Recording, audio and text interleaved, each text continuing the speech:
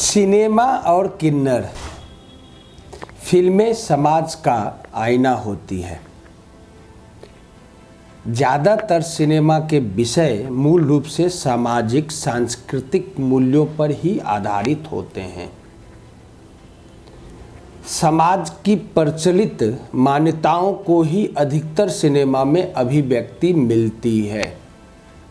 सामाजिक परिप्रेक्ष्यों से अलग हटकर चित्रण मुख्य धारा के हिंदी सिनेमा में गिने चुने ही होते हैं। यही बात हिंदी फिल्मों में किन्नर और समलैंगिक समाज के चित्रण के संदर्भ में भी कही जा सकती है। इस समाज पर बहुत अधिक फिल्में नहीं बनी है।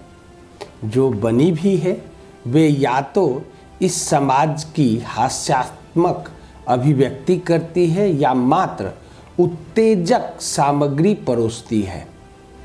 कुछ गिनी चुनी फिल्में ही हैं जिससे समाज के ये उपेक्षित वर्ग सशक्त उपस्थिति दर्ज करवाते दिखती है। भारतीय सामाजिक संरचना में किन्नर व समलैंगिक वर्ग सदैव हाशिए पर रहा है।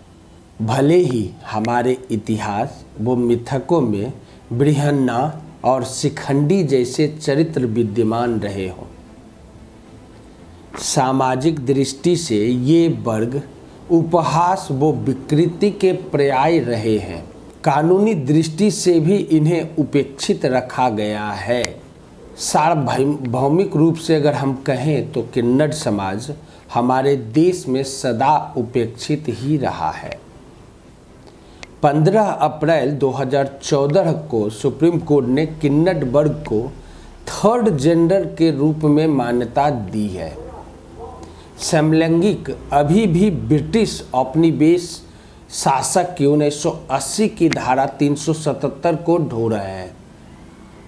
इस आधार पर उन्हें अपराधी माना जाता है और इस पर मामला सुप्रीम कोर्ट में लंबित है। 1993 में संयुक्त राष्ट्र संघ ने समलैंगिकता को प्राकृतिक वृत्ति घोषित कर दिया था, पर भारत में अभी इन्हें पहचान मिलना बाकी है। हमारा समाज किन्नर, उभयलिंगी व समलैंगिकी समाज को हाशिए पर रखता है। फिल्मों में भी इस समाज को मुख्यतः हास्य परिहास वाले कॉमेडी पात्र के रूप में ही स्थान दिया है। याद करिए, अभिनेता महमूद की फिल्म कुंवारा बाप में किन्नर समुदाय पर एक गीत फिल्माया गया है। इन्हें परंपरागत रूप से जन्म के अवसर पर गाते नाचते दिखाया गया है। बहुत सी फिल्मों में किन्नर पात्र को चित्रण इसी रूप में मिलता है। विवाह, जन्म आदि उत्सव के अवसर पर बधाई गीत गाते हुए ही अधिकांशतः ये समाज नजर आते हैं। हिंदी फिल्मों में ये वर्ग अपने गुणों से मुक्त एक विदूषक के रूप में चित्रित होता आया है। सामाजिक ताने बाने का असर फिल्मों पर भी होता ही है। समाज इनकी हंसी उड़ाता है तो फिल्मों में भी यह वर्ग हास्यात्मक अभिव्यक्ति का ही रूप दिखता है। चाहे वो फिल्म कल हो ना हो, फिल्में संबंध तो नहीं पर गे सीक्वेंस को कॉमेडी के रूप में चित्रित किया गया है। वास्तविकता यह है कि समाज समलैंगिकता को विकृति मानता है।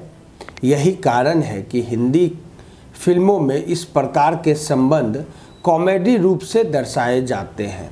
दोस्ताना फिल्म में अभिनेता अभिषेक बच्चन और जॉन अब्राहम समलैंगिक होने का नाटक करते हैं। यहाँ भी समलैंगिकता हास्य की वस्तु ही बनी दिखती है।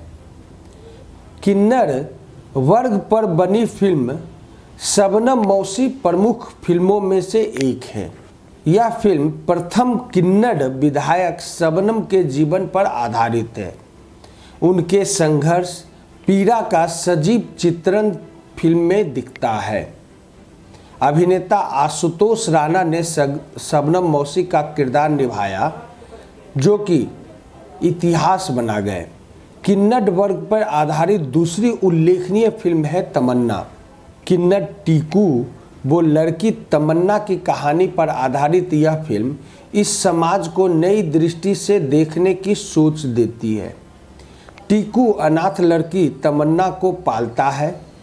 कितनी तरह की कठिनाइयाँ उनके सामने आती है, परिस्थितियाँ कैसे बनती है, उसे बार बार यह जताती है कि वह एक किन्नड़ है। इस पीड़ा की सशक्त अभिव्यक्ति इस फिल्म में मिलती है। अंततः फिल्म यह संदेश देती है कि किन्नड़ भी इंसान है, उन्हें इसी रूप में सम्मान दो। फिल्म में परेश रावल व पूजा बेदी ने मुख्य भूमिका निभाई थी। 1996 की फिल्म दरमियान में 1940 के दशक की एक अभिनेत्री और उसके कन्नड़ पुत्र की कहानी है।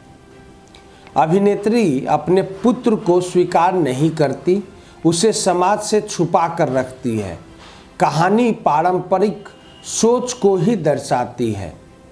किरण खेर वो आरिफ जकारिया ने फिल्म में मुख्य भूमिका निभाई है। किन्नड़ वर्ग का एक बिल्कुल अलग रूप फिल्म सड़क में मिलता है। इस फिल्म में किन्नड़ महारानी का किरदार एक खलनायक के रूप में है। इसके बाद कुछ अन्य फिल्मों में भी किन्नड़ पात्र खलनायक के रूप में प्रदर्शित हुए।